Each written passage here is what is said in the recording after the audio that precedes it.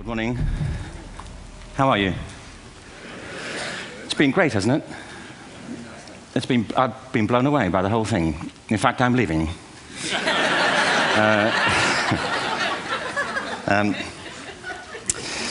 There have been three themes, haven't there, running through the conference, which are relevant to what I want to talk about. One is the extraordinary evidence of human creativity in all of the presentations that we've had and in all the people here.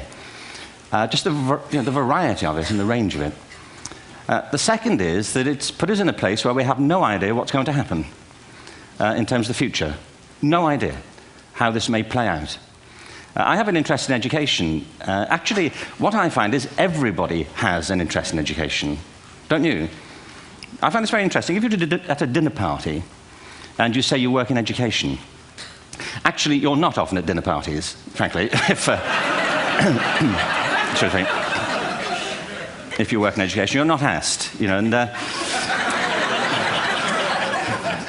you're never asked back, curiously. That's I think it strikes me.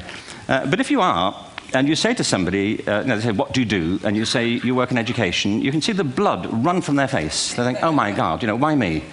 It's my one night out all week. But if you ask people about their education, they pin you to the wall. Because it's one of those things that goes deep with people. Am I right? Like religion and money and other things. So I have a big interest in education, and I think we all do. We have a huge vested interest in it, partly because it's education that's meant to take us into this future that we can't grasp. If you think of it, children starting school this year will be retiring in 2065. Nobody has a clue, despite all the expertise that's been on parade for the past 4 days, what the world will look like in 5 years' time. And yet we're meant to be educating them for it. So the unpredictability, I think, is extraordinary. And the third part of this is that we've all agreed, nonetheless, on the really extraordinary capacities that children have, their capacities for innovation. I mean, Serena last night was a marvel, wasn't she? Just seeing what she could do. And she's exceptional, but I think she's not, so to speak, exceptional in the whole of childhood. What you have there is a person of extraordinary dedication who found a talent. And my contention is all kids have tremendous talents, and we squander them pretty ruthlessly. So I want to talk about education, and I want to talk about creativity. My contention is that creativity now is as important in education as literacy, and we should treat it with the same status. Thank you.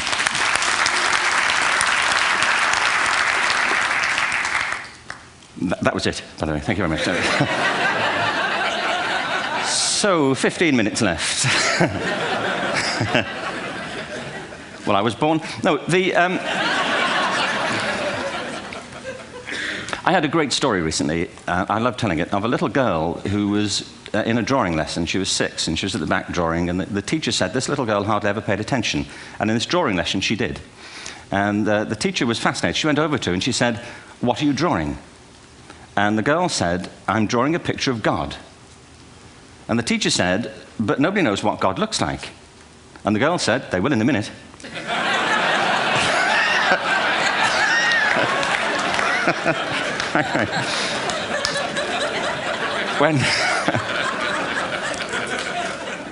When my son was 4 in England, actually he was 4 everywhere, to be honest. I mean,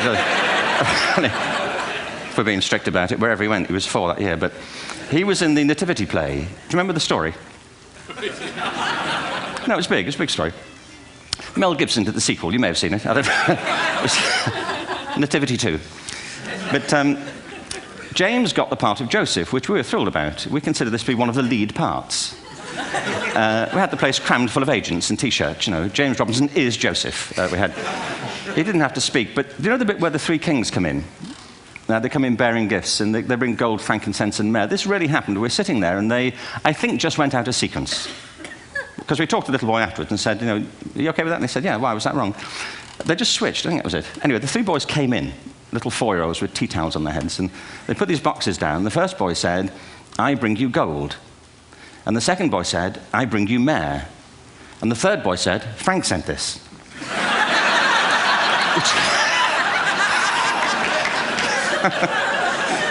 It's great.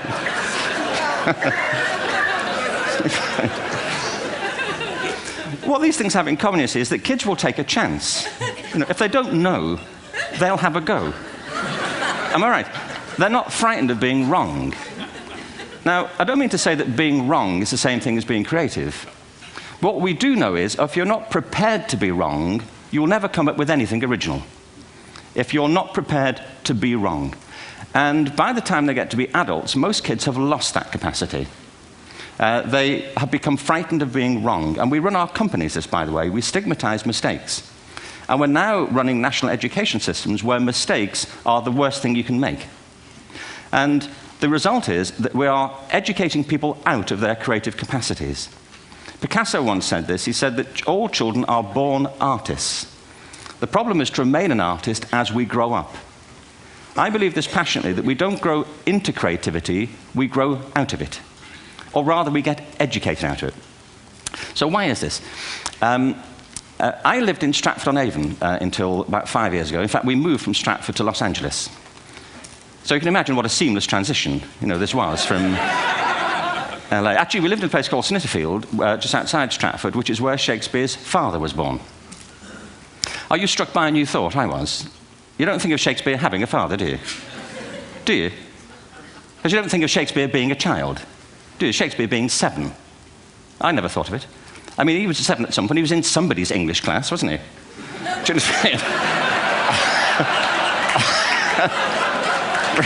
Really?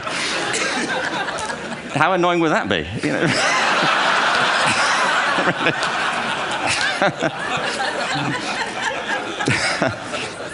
Must try harder. Being sent to bed by his dad to Shakespeare. Go to bed now, to William Shakespeare, and put the pencil down, and stop speaking like that. It's confusing everybody.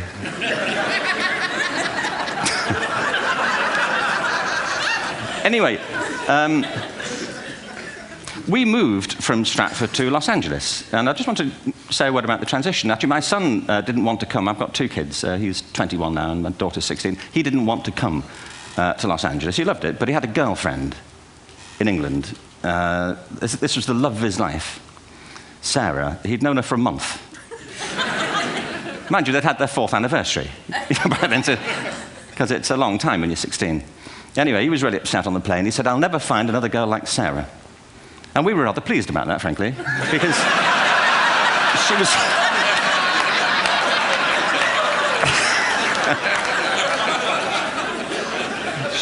she was the main reason we were leaving the country.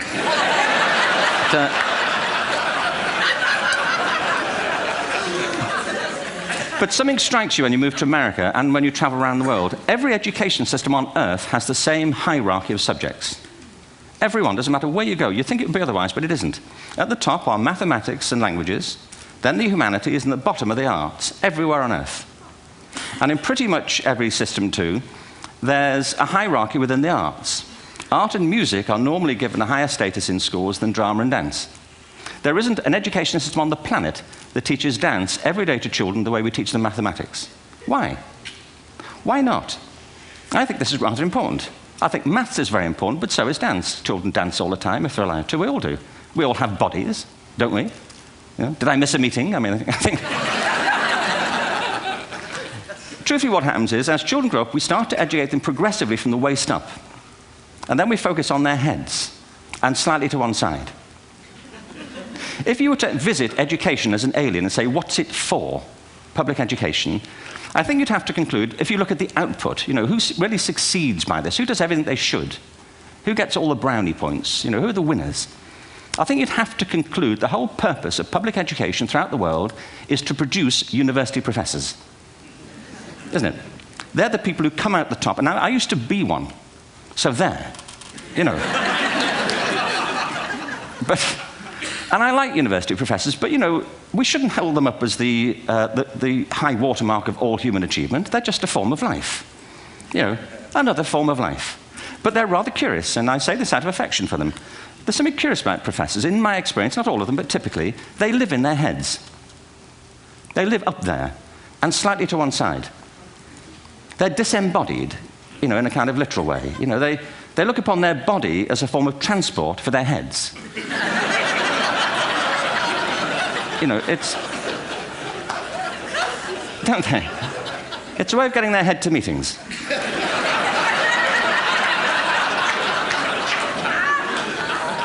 If you want real evidence of out-of-body experiences, by the way, get yourself along to a residential conference for senior academics and pop into the discotheque on the final night.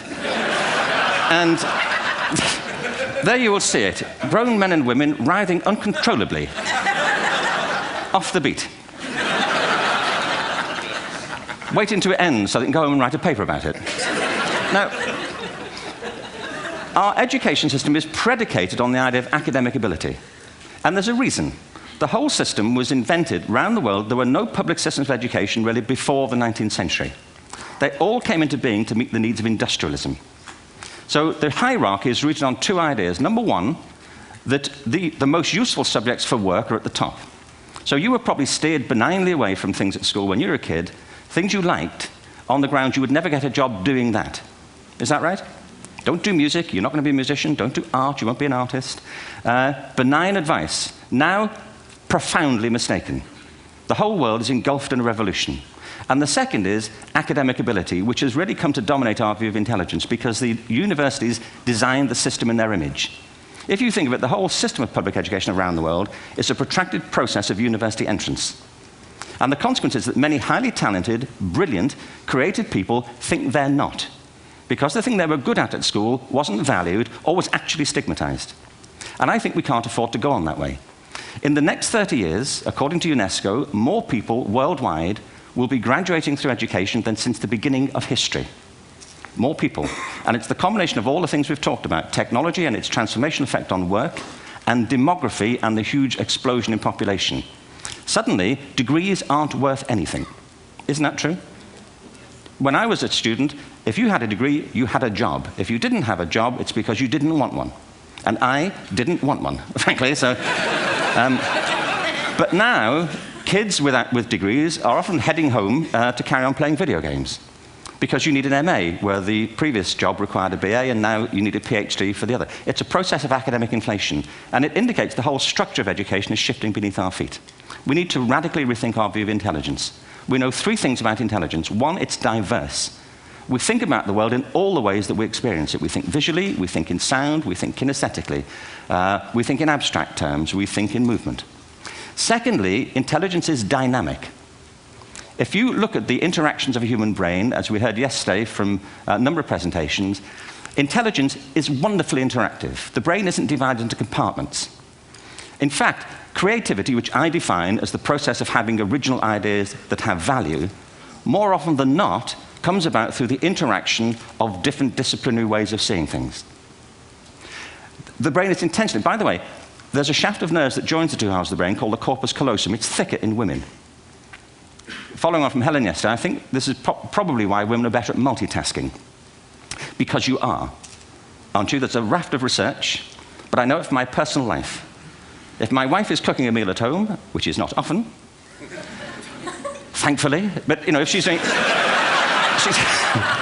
she's good at some things. But if she's cooking, she's dealing with people on the phone, she's talking to the kids, she's painting the ceiling, she's doing open heart surgery over here. If I'm cooking, the door is shut, the kids are out, the phone's on the hook. If she comes in, I get annoyed. I say, Terry, please, I'm trying to fry an egg in here.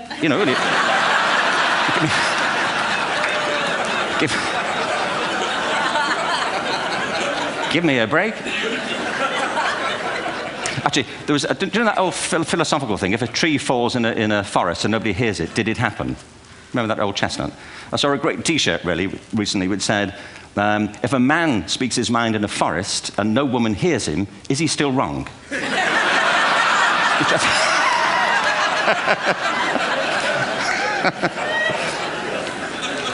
And the third thing about intelligence is it's distinct. I'm doing a new book at the moment called Epiphany, which is based on a series of interviews with people about how they discovered their talent. I'm fascinated by how people got to be there. It's really prompted by a conversation I had with a wonderful woman who most people have never heard of. She's called Gillian Lynn. Have you heard of her? Some have. She's a choreographer, and everybody knows her work. She did Cats. and Phantom of the Opera. She's wonderful. I used to be on the board of the Royal Ballet in England, as you can see. And anyway, Jill and I had lunch one day. I said, how'd you get to be a dancer? And she said it was interesting. When she was at school, she was really hopeless. And the school in the 30s wrote to her parents and said, we think Gillian has a learning disorder. She couldn't concentrate, she was fidgeting. I think now they'd say she had ADHD. Wouldn't you? But this was the 1930s, and ADHD hadn't been invented, at this point, so it wasn't an available condition. People weren't aware they could have that.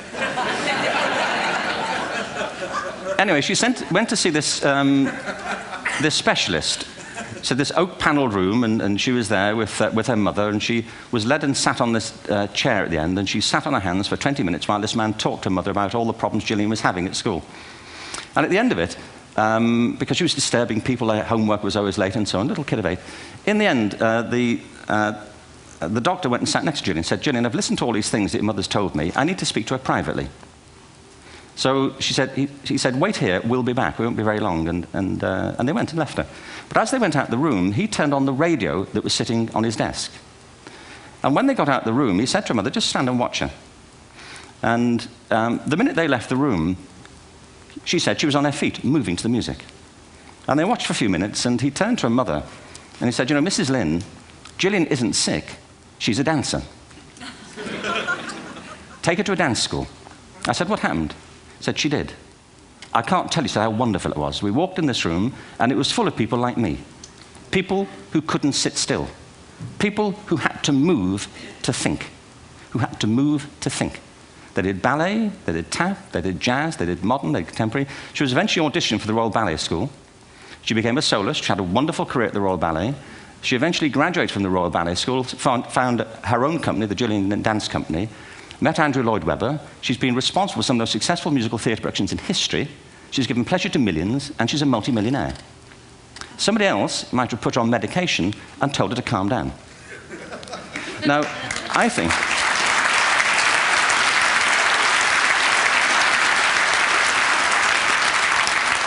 What I think it comes to is this. Al Gore spoke the other night about ecology and the revolution that was triggered by Rachel Carson.